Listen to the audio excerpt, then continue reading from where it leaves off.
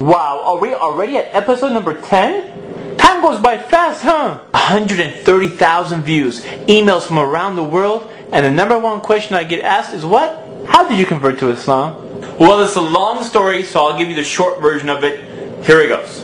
Before Islam, I used to hang around with people who were into really bad stuff. I mean, really bad stuff. When I come to think of it, I didn't have the best choice of friends. Man, these guys are a bunch of characters. Here are some of the characters I remember.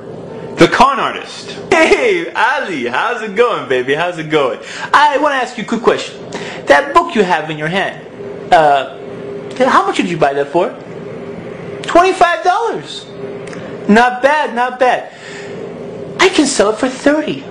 Yes, 30. And I'll give you 15. Huh? We got an idea? Come on! Oh, okay, I'll give you 20. The crazy guy.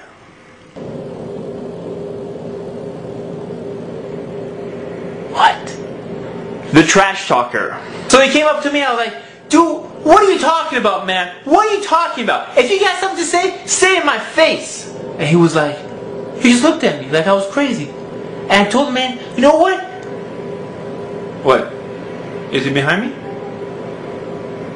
Is he behind me? Oh, okay. Anyways, I told him, what did I tell him? The weird guy. So what you doing today? I don't know. I guess.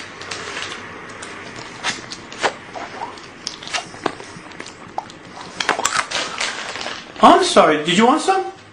You sure? Okay. The thief. What's going on, man? Everything cool? You cool? Alright. Once I get those credit card numbers, I'll be in business. Bam! I'll be in business. You know what I'm saying? Woohoo! So one day, one of my best friends, which was also one of the worst friends, asked me to come play basketball with him in a Muslim basketball tournament. A Muslim basketball tournament. So I asked him, cool, who do we know that's Muslim?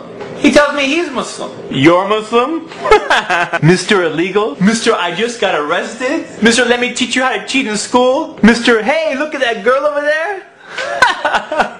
You're Muslim? You're Muslim?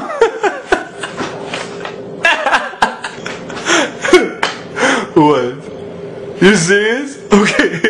I'm sorry, man. I'm sorry. I'm just sorry. Okay. It's hot on me. Muslim. You're not Muslim. Who are you kidding, man?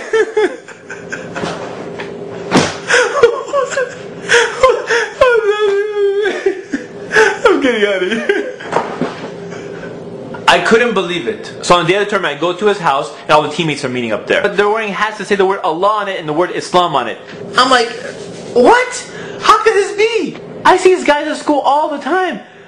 I have like no idea these guys were Muslim. Zero. With all the stuff I see these people do, I didn't think they had any association with any religion. So we went to the tournament, and when it came for time for prayer, my team walked out. Yes, they said, let's go chill outside. I'm like, chill?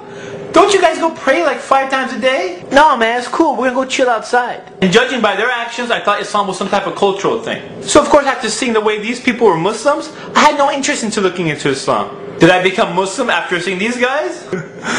No. As time went on, I noticed more and more of my friends were getting me into trouble. I guess this is what happens when you have bad friends around you. Sometimes you don't even look for trouble, but trouble seems to find you. One guy got arrested, the other one's in trial, and bam, I get shot at. Twice. And what religion am I practicing? Nothing. I was worshipping idols. Worshipping idols. Wearing these superstition rocks around my neck, thinking that these rocks will benefit me somehow. But they didn't. I was lost in a world of jahiliyyah, a world of ignorance. Islam was never given to me, so I had no idea what it was. Eventually I realized that these idols didn't benefit me. So one day I decided to search for the truth. I told myself if I find it, I will change my life. So I started looking into different religions and different ways of life. One by one, I found errors in different religions. Each time I found an error in a religion, I would throw it out. I mean, if the religion is from the creator of all things, the one who made everything, from God the Almighty, how can I have an error in it? Or how can I accept a message that's been changed by man? Or how can God get killed or die? I didn't buy it. Or blind following some clergy guy? Someone who claims he's closer to God than the rest of us? I don't think so. Pretty soon, I start losing hope. It looked like all the religions were eliminated. Then one day, someone gives me a flyer to an Islamic camp.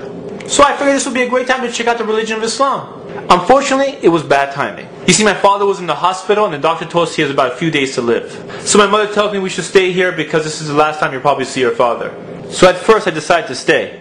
And then, suddenly, I don't know what happened, I changed my mind. I figured there was only one religion left, and I had to check out what this Islam is. So against my family's will, I decided to go. So I took my purple-haired girlfriend and we went to the Islamic camp. Purple-haired girlfriend? Dude, I told you I was lost.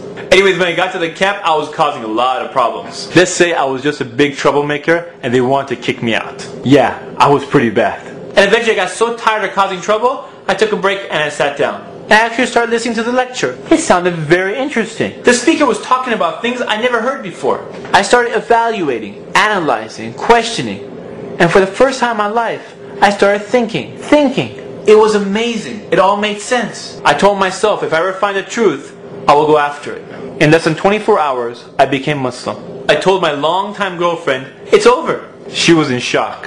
When I came home, I told my parents, I became Muslim. They were in shock. And when I told my friends I'm Muslim, I think they probably thought I went crazy. Crazy! I think the reason that the camp made such a difference is it isolated me from all the distractions you get in this life. You see, in our normal life, we're distracted with so many different things. But if you take all these distractions away, and you get a chance to actually think, and Islam is presented to you, it makes perfect sense. Do you ever wonder why so many prisoners become Muslim? All the distractions are gone.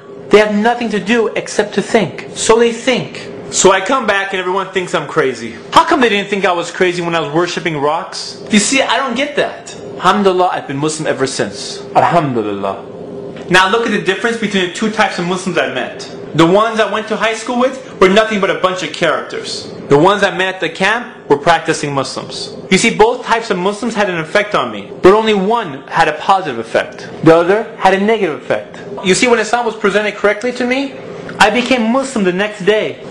So if you call yourself Muslim, and you imitate the misguided people around you, why would anyone want to be like you? I mean, if you go have a beer with your friends, and then you try to talk to them about how great Islam is, don't think you're a hypocrite. You see, there's people out there that are just like me. They are sincere, they want the truth, but they just need someone to present it to them. SubhanAllah, Allah subhanahu wa ta'ala gave you Islam. It's the greatest gift you can get in your life. And if you throw that away so you can imitate the misguided people, how does that make sense? I mentioned two types of Muslims. It's up to you to decide which one you want to be. Yeah, one path is going to be tougher than the other, but the end result is worth it. As you know, there's no compulsion in Islam. So the way we carry ourselves is the way we carry Islam to the people. SubhanAllah, those who had Islam and decided to be bad examples around me and never gave me Islam, what are they going to say to Allah subhanahu wa ta'ala on the Day of Judgment? Instead of giving me Islam, they gave me nothing. You see, if you slack off in your religion, it doesn't just affect you, but it also affects everyone who interacts with you. Do you know what I'm saying? No, seriously, do you know what I'm saying? I hope you do, inshallah. This is Ali reminding you just in case you forgot. This is Ali reminding you just in case you forgot.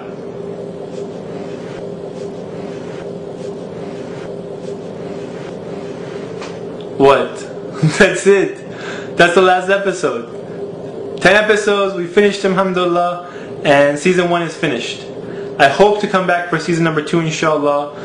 I hope you come back for season number 2, inshallah. And I have plenty of ideas. It's just a matter of putting the time aside to do them, inshallah.